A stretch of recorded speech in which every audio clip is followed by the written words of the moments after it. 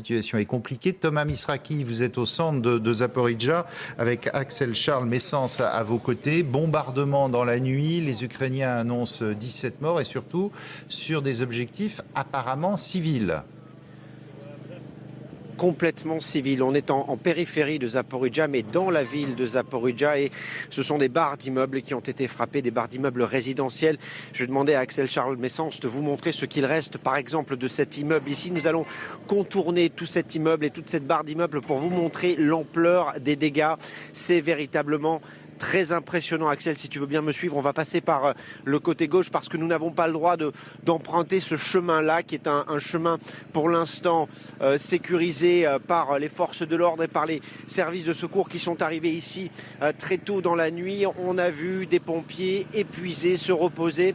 Évidemment, ce qu'il se passe ici, c'est que ce sont au moins 5 immeubles qui ont été détruits. Une quarantaine d'autres ont été endommagés par les frappes de la nuit, probablement plusieurs missiles, et vous le voyez, eh bien, on est en train de dégager les gravats comme cela est possible actuellement. Ce qui est important évidemment, c'est de sécuriser les lieux, et pour sécuriser ces lieux, eh bien, il faut s'assurer qu'il n'y ait pas de restes d'explosifs dans ces immeubles. Alors la police nous disait il y a un instant à peine que des détonations pouvaient être entendues dans les minutes qui viennent. Ce sont des restes d'explosifs, de roquettes ou de missiles. Évidemment, on ne sait pas encore dans le détail ce qui est tombé ici sur ces immeubles. Je vais demander à Axel Charles Messens de vous montrer voilà, l'autre côté évidemment de cette barre d'immeubles. C'est un véritable trou qui a été fait entre ces deux immeubles, et vous le voyez, il y a encore beaucoup de fumée ici. Ce sont des fumées, c'est vraiment très difficile de respirer avec cet air qui est très chargé. On sent le brûler. Vous le voyez, les services de secours sont donc à pied d'œuvre. Il va y avoir des explosions ici afin de sécuriser les lieux, de faire tomber aussi ce qu'il reste et ce qui ne serait pas stable et qui pourrait mettre en danger les équipes de secours. Alors les dégâts évidemment sont très impressionnants.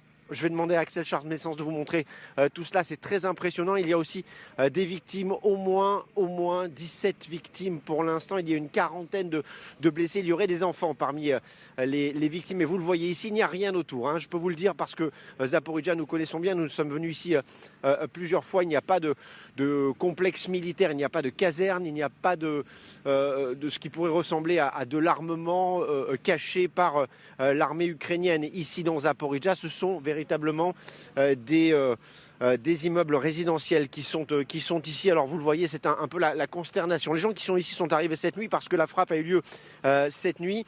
Et ce qui inquiète ici, évidemment, c'est que c'est la deuxième frappe d'ampleur en quelques jours seulement, puisque dans la nuit de jeudi à vendredi, là encore, ce sont des immeubles résidentiels qui ont été frappés par 3 missiles. 7 missiles au total sont tombés sur Zaporijjia jeudi, dont 3 donc, sur des quartiers résidentiels. Et vous voyez ce qui s'est passé. L'immeuble s'est complètement effondré, cet immeuble-là. Les autres ont été détruits autour. Encore une fois, 5 immeubles détruits, une quarantaine autour qui ont été partiellement endommagés. Il y a beaucoup de victimes. Toutes les voitures, évidemment, ont été soufflées par l'explosion. Les arbres aussi, il ne reste plus rien. Et on imagine, malheureusement, parce que cela est arrivé cette nuit, qu'il y a encore beaucoup de monde sous les décombres et qu'il sera difficile de ressortir des personnes encore vivantes. Ce serait un véritable miracle si les personnes étaient encore vivantes avec ce type de frappe extrêmement violente.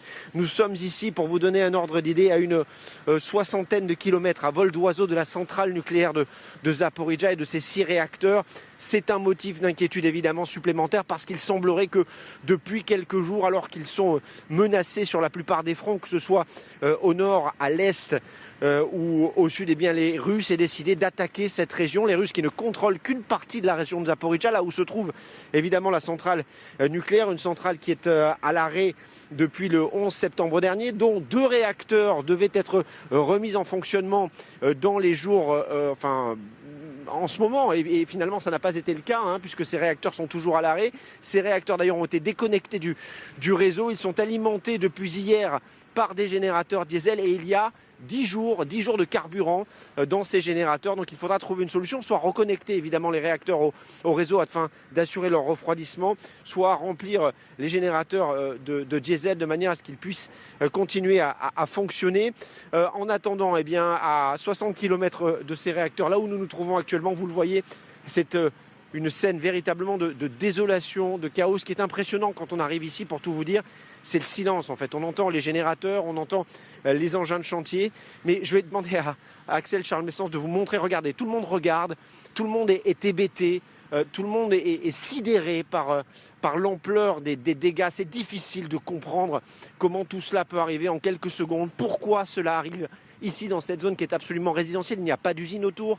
On est à l'entrée de la ville de Zaporijjia. Et pourtant, ces hommes, ils en ont vu depuis 6 à 7 mois, 8 mois bientôt même de guerre. Ils en ont vu. Et à chaque fois, quand on arrive sur ce type de scène, eh bien, c'est la même chose.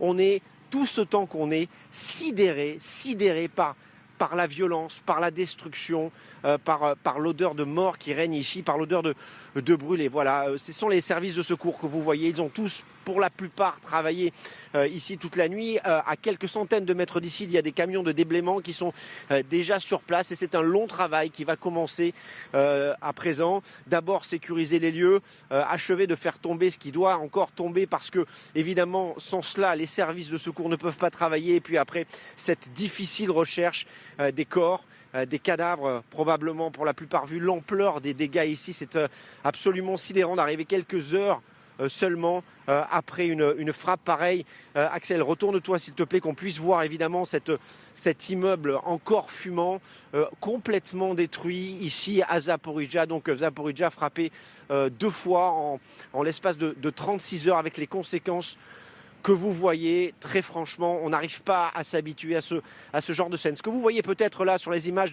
d'Axel Charles Messens, c'est un câble qui a été accroché à ces restes d'immeubles. Ils vont probablement tirer sur ce câble pour continuer de détruire cet immeuble, pour pas que cela ne tombe sur les secouristes lorsqu'ils vont commencer à déblayer ici les gravats. Voilà. Et c'est ce qui est en train de se passer à l'instant même. Il y a un camion qui va tirer ce câble pour faire tomber ces bouts d'immeubles, pour sécuriser la zone et que les recherches puissent se dérouler dans la plus grande sécurité possible, si j'ose dire, évidemment, pour tous les services de secours. Voilà pour ces images qui vous parviennent donc en direct de Zaporijjia. Nous sommes arrivés ici il y a quelques dizaines de minutes et nous constatons avec vous ce matin l'ampleur des dégâts. Au moins 17 à 19 morts, des dizaines de blessés. Il y a des enfants parmi les victimes, évidemment. Les hôpitaux de la région travaillent aussi très activement depuis 36 heures, comme je vous le disais, parce qu'il y a eu aussi une frappe ici il y a 3 jours. Merci beaucoup Thomas de ce reportage en direct absolument exceptionnel. LCI qui vous fait vivre au jour le jour, malheureusement, ces horreurs de la guerre. Vous êtes au cœur du brasier et de ces victimes. Et vous le disiez vous-même avec Axel Charles Messens, bilan sans doute très provisoire quand on voit ces images et on imagine bien qu'il y a d'autres victimes sous les décombres. On vous retrouvera évidemment tout au long de la matinée et de la journée, Thomas Misraki. On se retrouve dans un instant. On va revenir sur l'ampleur de ces bombardements et puis sur l'état de l'armée russe qui en est réduit à terroriser une population civile faute eh bien, de mener une guerre conventionnelle. À tout de suite.